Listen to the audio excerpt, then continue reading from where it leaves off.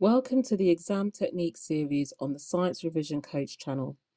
This series is designed to support you with your exam technique so that you can show off the science knowledge and skills you've been able to recall from the Revised Science with Me series. This video is about how to answer questions on the AQA Combined Science Biology Paper 1 Foundation Tier. This is part 2. For part 1, have a look at the video that I released 2 days prior to this video being released.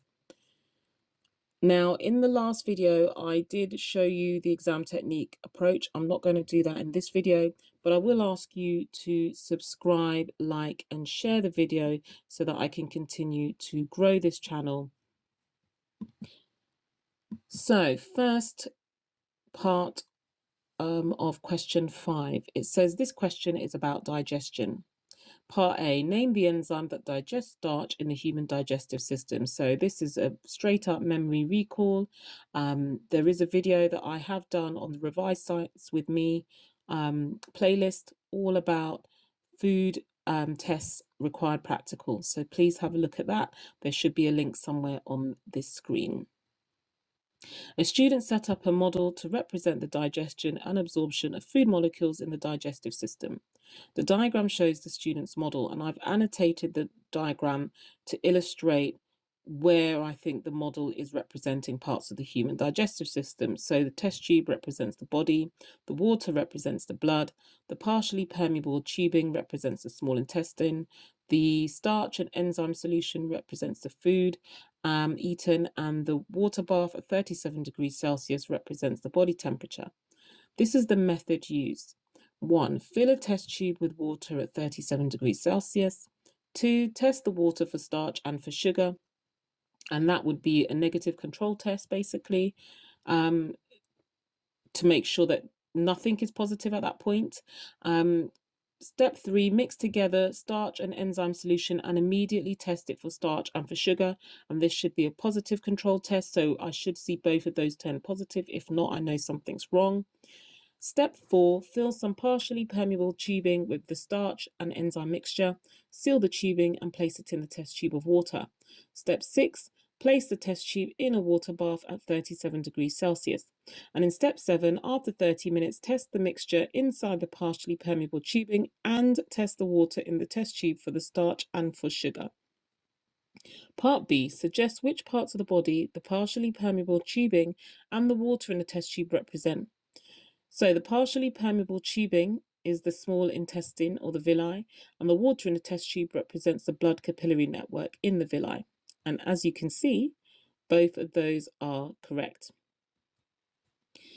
The table below shows the results, and I look at the table and I annotate the results of the sugar test so I understand what is going on. So I can see test 1, it's the mixture inside the tubing at the start, so there should be some starch. There shouldn't be any sugar because there hasn't been enough time to digest the starch to produce the sugar. In test 2, there's water in the test tube at the start. There shouldn't be any starch and there shouldn't be any sugar because the starch is too big to get through the viscing tubing into the water, and it hasn't had enough time to be digested to produce any sugar. Test 3, mixture inside the tubing after 30 minutes. So there should be some starch and there should be some sugar because not all of the starch would have been digested, so some will remain, and some of the starch would have been digested into sugar, so there will be some sugar present. And then test number 4, there should be in the water in the test tube after 30 minutes, there shouldn't be any starch because the starch is still too big to get through the viscing tubing, but there should be some sugar because some of the sugar digested as a result or from the product of digestion of starch should have been able to diffuse through the viscing tubing because it is small enough. So part C says, name the reagents used to test for starch and sugar. And again, this is based on the food test required practical. The starch test is iodine solution and the sugar test is Benedict's reagent. Part D says, why was there no sugar present in test 1? And it's because there was no digestion taking place of the starch as of yet. And again, you can see that I've got the marks for that question. For part E, it says explain the test results for test 3. I've already annotated my table, so I am writing that information down. And just like from the last video, hopefully you would have seen that for the number of marks that were available and the time that I spent doing the video, I actually was able to annotate and write and do all of those extra bits with the blurb and the information given to me in the question and still have plenty of time left to do the actual to complete all the questions. Now, obviously, the writing bit was a little bit faster because it's replay back of me writing on my graphics tablet, but you can see how that time has been factored in. Anyway, so for part E, I've said inside the tubing there was starch present at the start, and there will still be some undigested starch remaining after 30 minutes. Inside the tubing, there will be some sugar because of some of the starch will be digested by the amylase after 30 minutes. And then explain the results for test 4 for part F. Inside the water, there will be no starch because it is too big to pass through the whisking tubing. There will be sugar present because it is small enough to pass through or diffuse into the water through the whisking tubing after it is made from the digestion of starch in the whisking tubing. And again, I've got full marks. Question 6. Food poisoning can be caused by eating food that is contaminated with salmonella bacteria. A. Give one difference between a bacterial cell and an animal cell. And there are lots of differences, but the first one that comes to mind is that bacterial cells do not have a nucleus and an animal cell does have a nucleus. Now, whenever you're given a question that's asking for a similarity or a difference, always mention both. If it's a comparative question, I always say, well, the bacterial cells have X and the other cell has Y, just so that it's clear. Otherwise, you might not get that 1 mark. The table shows the number of confirmed cases of salmonella food poisoning in the UK. And when I look at it, I can see it goes from 2006 to 2015. I can see the confirmed cases per 100,000 population is decreasing in that period. And then it gives me another bit of information. It says, it is estimated that in the UK, for every confirmed case of salmonella poisoning, there are another 3 confirmed cases. So for every case I see, there are 3 more behind it. So it's actually 4 cases instead of just 3 or just 1. So part B says estimate the total probability of suffering from salmonella food poisoning in 2015. So I've copied the table from the previous page onto this page just for video purposes. In the actual exam, you will have an A3 booklet. So all the information you need to answer the question will be on the same double page spread to stop you from flicking back and forth across pages. So again, I have a look at my table and I look at 2015 and I can see the confirmed cases per 100,000 is 14.50. Remembering the information from the last question that for every 1 case, there are 3 cases that have not been reported. So I'm going to multiply 3 by 14.50 to get 43.5. And I've got to remember to add that 14.5 to it, so I get an answer of 58. Now, because it says probability, I need to find the percentage because probability is the percentage. So that's going to be 58 per 100,000 or 58 divided by 100,000 times by 100 to give me an answer of 0.058%. For part C, describe the trend in the number of confirmed cases of salmonella food poisoning between 2006 and 2014. I had already annotated my table to illustrate that, and it's a decreasing trend. Part D says suggest 2 reasons for the trend in the data between 2006 and 2014, and it's because of improved food hygiene and more vaccinated poultry. And again, that's memory recall. And again, I can see that I'm getting full marks. For part E, it says the graph shows the number of confirmed cases of salmonella food poisoning in the UK during 1 year. I can see there's a peak in August, but in the winter months it's quite low. It says suggest 1 reason for the high number of cases of salmonella food poisoning in the summer. And it's just because it's warmer, it's high temperatures, so more salmonella growth. There are other reasons like more barbecues, so more likely to have undercooked food and so on. And again, I'm getting full marks. Now, for question 7, Pseudomonas bacteria cause infections in hospital patients. A new strain of Pseudomonas bacteria has evolved. This new strain can only be killed by one antibiotic called fluoroquinolone. Scientists want to prevent this new strain of Pseudomonas from spreading in the human population. Explain, so I've got to use the word because somewhere, explain the advice doctors should be given to prevent the spread of the new strain. And it's a 6-mark essay question. So I've underlined the key things in the question to help me focus. And some of the key things I remember about antibiotics are doctors should not prescribe antibiotics for viral infections or mild infections that could be of bacterial origin. This reduces the chance of the antibiotic resistance developing. Doctors should isolate patients who do have the new strain and ensure that they wash their hands between each patient. There was a bit I just forgot to add, but antibiotics can't cure viral infections as well. As a reason, they should remind patients that they have given antibiotics to complete the whole course, even if they start to feel better, to prevent any antibiotic resistance developing. Now, you will notice that in this, when I have marked this, when I've checked the mark scheme, I'm looking at the 2 key things that they were looking for, and I've noted that in red, as you can see, the advice and the reasons. So in order to get the 6 marks, you need to give the advice with the reasons for the advice, at least 2 examples of advice. And I've done that, and you can see I've given advice not to give antibiotics for viral infections because antibiotics can't cure viral infections. So that's the reason. I've also said doctors should wash their hands between each patient, and that they should ensure that patients are given take the whole course, and that's again to prevent any antibiotic resistance developing. So I've got at least 2 pieces of advice with their reasons, and that is enough to get me the 6 marks. Question 8. MRSA strains of bacteria are causing problems in many hospitals. A. The diagram shows a hand gel dispenser. And now looking at the hand gel dispenser, I'm going to annotate or highlight or underline the things that I think are important. I can see it says no water, and I think that's significant because washing hands can be a hassle if you don't have access to running water everywhere. It kills 99.99% of bacteria within 15 seconds, so it's very quick. And it specifically says it kills MRSA bacteria. So it says hand gel dispensers are now placed at the entrance of most hospital wards.